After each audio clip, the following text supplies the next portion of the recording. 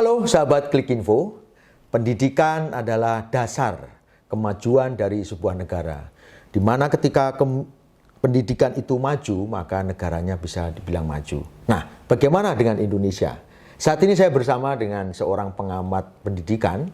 Langsung aja kita ngobrolin pendidikan di Indonesia ini seperti apa dan akan menjadi apa jika begini terus-menerus. Dengan Bung Indra. Apa kabar, Bung? Puji Tuhan, Alhamdulillah, kabar baik Mas Didi. Keren banget. Bung Indra ini teman saya kecil, sampai dia gede saya masih kecil. 30 tahun lebih ya kita kenal ya ternyata ya. Luar biasa. Dan beliau sangat concern dengan dunia pendidikan. Sebetulnya kalau Bung Indra lihat ya, pendidikan di Indonesia dari ke tahun berjalan itu kayaknya kayak jalan di tempat. Gimana menurut Anda? Ya, sebelum ke sana saya sepakat dengan yang disampaikan Mas Didi tadi kalau memang pendidikan itu akan berdampak bagi maju tidaknya negara. Ya. Dan itu sebenarnya sudah terbukti. Menariknya itu tahun 2019 yang lalu, ada seorang peneliti dari Amerika Serikat namanya Esther Duflo. Dia itu menang hadiah Nobel bidang perekonomian. Oke. Karena namanya hadiah Nobel kan bukan kaleng-kaleng ya, bukan kelas dunia yang bukan jurnal Predator, bukan abal-abal lah. Ya. Tahu nggak yang diriset apa, Mas? Apa itu? Yang diriset adalah program SD Inpress-nya Pak Harto. Dan ternyata program SD Inpress itu terbukti bisa meningkatkan ekonomi masyarakat Indonesia, pertumbuhan pendapatan masyarakat Indonesia yang sangat signifikan di era Pak Harto dulu. Makanya dia menang hadiah Nobel. Ya kan? Jadi memang yang namanya pendidikan itu nggak hanya berhenti di output, Mas, atau di hasil. Tapi harus bicara outcome, yaitu dampak. Itu yang sudah nyata terjadi di Indonesia sendiri ya. Nah, problemnya sejak tahun 2000, jadi sudah 24 tahun ya. Mutu pendidikan Indonesia itu terbukti tidak meningkat, bahkan menurun. Dan itu ada risetnya dari berbagai dunia. Salah satu yang memang menjadi referensi dunia itu kan yang namanya tes PISA, Program for International Student Assessment, yang dibuat oleh OECD, di mana itu anak-anak usia 15 tahun di seluruh dunia itu dites kemampuan membaca, kemampuan matematika, dan kemampuan sains. Nah, sayangnya Indonesia itu selalu berada di bawah rata-rata dunia selama 24 tahun lebih ini. Ya kan? Bahkan Bank Dunia itu menempatkan kemampuan membaca anak-anak Indonesia itu di level yang disebut dengan functionally illiterate atau buta huruf secara fungsi. Jadi anak Indonesia itu bisa baca, tapi nggak ngerti apa yang dibaca. Kan dengan kata lain sama aja nggak bisa belajar kan? Iya dong. Nah, baca itu, tapi nggak ngerti apa yang dibaca. Iya. Permasalahan di mana seperti itu? Nah, itu kan yang menunjukkan kalau mutu pendidikan kita jauh dari ide untuk mencerdaskan kehidupan bangsa. Dan itu juga ada kajian lagi yang dilakukan oleh Rice yang menunjukkan kalau anak Indonesia itu sekolah. Badannya sekolah, tapi nggak belajar. Ya ngapain? Ya udah badannya aja di sekolah. Gitu. Itu yang membuat tadi kemampuan membaca kita. Kalau kemampuan membaca kita rendah kan berarti kemampuan belajar kita juga rendah. Betul, malas membaca ya kan? Atau kemampuan matematika kita rendah berarti kemampuan berlogika kita rendah. Dan itulah yang membuat juga ada kajian tahun 2018 itu yang menunjukkan bangsa Indonesia adalah bangsa yang paling tidak bisa membedakan mana yang hoax, mana yang tidak. Itu yang kerap terjadi keributan gitu. Dan orang-orang kita tuh nampaknya lebih suka hoax, Pak. Karena tadi nggak bisa membedakan, akhirnya yang dipilih yang hoax kan. Iya, yang menyenangkan mungkin ya. Iya, gitu. Ketika mereka membenci sesuatu, nah itu dimunculkan, itu dia senang, dia apresiasi. Nah, kalau Bung Indra lihat ya perjalanan pendidikan kita, itu setiap 5 tahun kita boleh dibilang ganti pemerintahan, ataukah meskipun pemerintahan sama di departemen pendidikannya bisa-bisa berganti.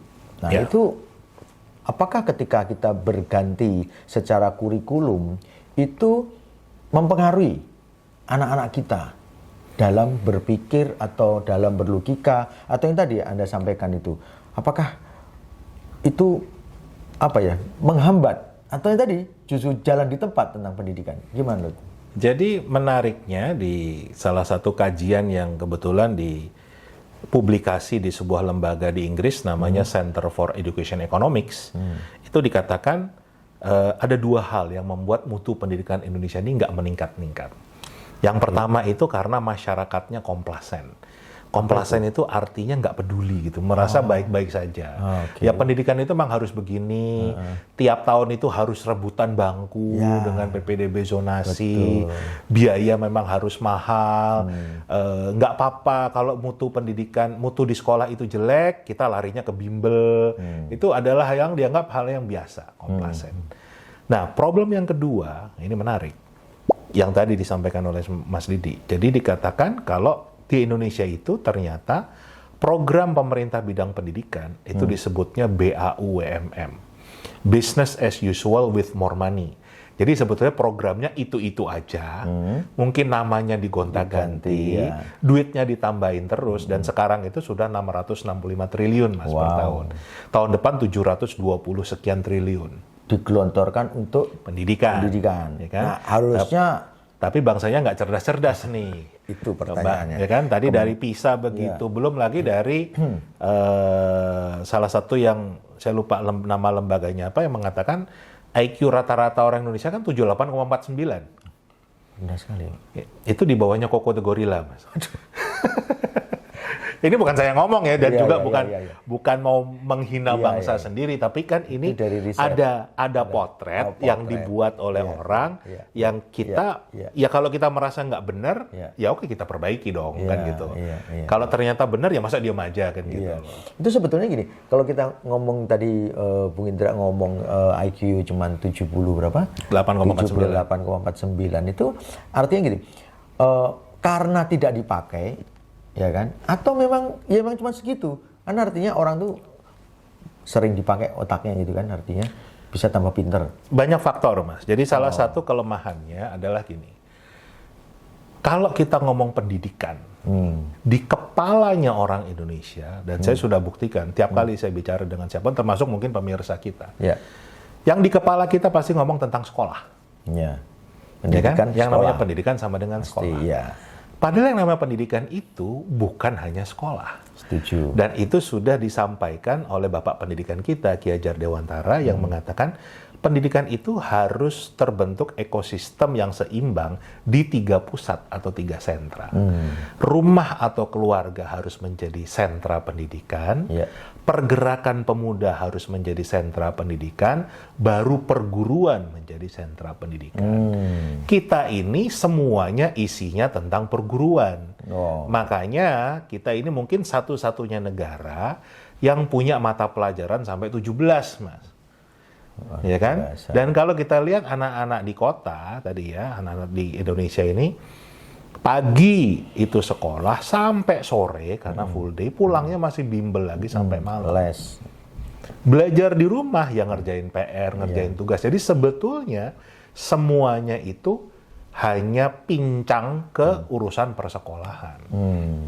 Sedangkan rumah atau keluarga tidak pernah menjadi sentra pendidikan, pergerakan pemuda tidak pernah menjadi sentra pendidikan. Padahal kita bicara rumah atau keluarga itu harus menjadi pusat pendidikan yang pertama dan utama. Harusnya begitu. Tapi kan kita bisa melihat kalau sebetulnya orang Indonesia, para orang tua ini nggak ngerti cara didik anaknya bagaimana. Karena juga pemerintah tidak pernah memberikan panduan, bimbingan, ya kan, untuk bagaimana cara mendidik anaknya di rumah. Padahal bicara pendidikan di rumah itu mulai dari bicara tentang kebersihan, kesehatan, termasuk tadi kan gizi. Ya kan? Gizi itu bagaimana? Saya belum lama karena saya bagian dari Formas ya, kan kami baru saja mengadakan dialog tentang stunting. Salah satu narasumber kami, Ibu Kapolda dari Sulawesi Barat ya, cerita kalau di daerah beliau itu para nelayan yang menangkap ikan dengan protein yang begitu kaya.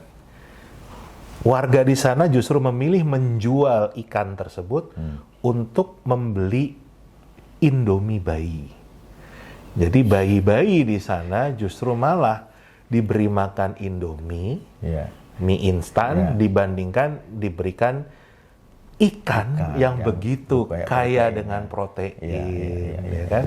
Nah ini kan bicara tentang pendidikan di rumah kan gitu. Kan harusnya justru fokusnya bagaimana mendidik anak di rumah, termasuk bicara kesehatan, kebersihan, bagaimana berdialog, bagaimana berpikir. Ini yang nggak ada. Rata-rata masyarakat Indonesia itu karena taunya pendidikan adalah sekolah, akhirnya ingin cepat-cepat mengoutsource urusan pendidikan. Orang di desa pengen anaknya cepat-cepat ke pondok. Orang di kota nyari sekolah favorit, nyari bimbel yang bagus. Nah ini problemnya. Padahal harusnya kita membuat sesuatu yang seimbang. Rumah harus menjadi sentra pendidikan.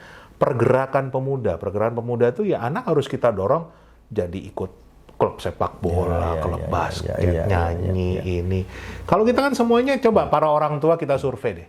Milih anaknya main bola apa bimbel? Pasti semuanya milih bimbel. Betul, karena mengejar nilai. Mengejar prestasi di sekolah. Karena orang tua kita tuh sering bangga ketika, wah hebat loh Jeng, anaknya juara 1, ya kan? Bukan cuma itu Mas, ini ada sesuatu hal yang sangat berbahaya, tapi tidak disadari oleh masyarakat Indonesia. Apa itu? Orang Indonesia itu bangga ketika anaknya belum sekolah, itu sudah bisa baca tulis. Oh iya, merasa lebih cepat dari yang lain. Iya, jadi bahkan anak-anak bayi ini di Indonesia itu sudah dibimbelkan baca tulis. Dan mereka protes saat anaknya misalnya di PAUD, di TK tidak diajarkan baca tulis. Karena juga ada kesalahan yang dilakukan oleh lembaga pendidikan, banyak SD-SD favorit itu untuk bisa masuk SD tersebut, anaknya dites dulu udah bisa baca tulis atau belum. Padahal kajian internasional menunjukkan kalau anak sebelum SD sudah diajarkan baca tulis, justru kemampuan literasinya akan buruk. Betul. Justru kemampuan berpikirnya akan buruk. Jadi memang yang namanya pertumbuhan manusia itu nggak bisa dipaksakan. Manusia itu memang sudah diciptakan Tuhan itu ada waktunya. Orang yang hamil kan baru memang 9 bulan 10 hari. Itu baru bisa lahir. Kan nggak berarti terus kita menghamili 9 wanita terus sebulan jadi lahir. Kan nggak gitu cara berpikirnya. Jadi tetap ini harus alami. Jadi kalau kita ngomongin tentang pendidikan di Indonesia itu 2 hari 2 malam nggak kelar, Pak. Oh. Karena problemnya terlalu banyak. Nah, sekarang gini nih, kita lihat nih yang paling sederhana aja ya kita ya. Kita tadi barusan Bung Indra sampaikan ada 660 triliun yang digelontorkan untuk pendidikan. Setidaknya dari uang itu sudah bisa menghasilkan orang-orang yang cerdas. Gitu. Seharusnya kan. Gitu kan. Nah, ini kalau menurut Bung Indra ya, sudah tepat sasaran nggak sih? Atau kemana sebetulnya larinya? Digunakan untuk apa sih sebetulnya keuangan ini kan itu? Apakah untuk memang mencerdaskan atau hanya untuk yang tadi lebih banyak ke gedungnya atau lebih banyak ke mananya gitu? Justru tidak pada esensinya. Gimana menurutnya? Jadi problemnya justru kalau menurut kajian tadi adalah tiap kali kita ganti pemerintah itu mulai dari nol lagi. Waduh. Kan tadi makanya disebutnya BAUMN. Makanya kita bisa lihat kan tiap ganti menteri pasti ganti kurikulum kan. Betul. Artinya kan balik ke nol lagi. Dan tiap ganti kurikulum ini yang tentunya ganti kurikulum itu kan tidak berarti tidak ada biaya. Anggarannya kan besar ganti kurikulum, ganti buku, nyetak buku, belum pelatihan, belum segala macam lah. Jadi hanya terbuang sia-sia untuk hal yang diulang-ulang. Jadi memang jelas tidak tepat sasaran kan gitu. Nah, kami para aktivis pendidikan sebetulnya sudah punya kesepakatan dengan DPR. Dan DPR itu juga sudah punya kesepakatan dengan pemerintah. Yang kita butuhkan adalah sebuah peta jalan. Atau sebuah cetak biru pendidikan. Jadi kita paham membangun manusia itu waktunya itu nggak bisa tadi ya, nggak bisa instan. Iya. Ya kan? Waktunya nggak bisa instan, jadi harus lama. Kalau kita bicara lulus SD aja kan 6 tahun, Mas. Iya. Lulus SMA dari kelas 1 sampai SMA udah 12 tahun. Berarti kan itu 3 periode. Jadi nggak akan bisa diselesaikan oleh seorang presiden. Makanya kita butuh yang namanya peta jalan atau blueprint. Jadi jangan sampai ganti presiden mulai lagi dari nol. Nah kita tuh sampai sekarang nggak punya cetak birunya. Jadi kita tuh nggak pernah tahu sebetulnya mau kita bangun itu gedung 70 lantai, ruko 3 lantai, atau gubuk yang 1 lantai, lantainya tanah misalnya. Kita nggak pernah tahu gambarnya apa. Tapi tiap tahun keluar 665 triliun, betul. Bentuknya nggak pernah jadi. Betul. Nah ini kita sudah sepakat dengan DPR, bahkan saya diundang untuk menjadi salah satu narasumber di Panja Peta Jalan Pendidikan Indonesia. Sampai hari ini petanya masih peta buta, Mas. Gitu. Jadi memang sepertinya ada keengganan untuk membuat sebuah grand design atau cetak biru, karena nanti mudah ngelihatnya. Loh, ini gambarnya gedung 70 lantai, kok jadinya cuma ruko 3 lantai, kan kelihatan. Betul.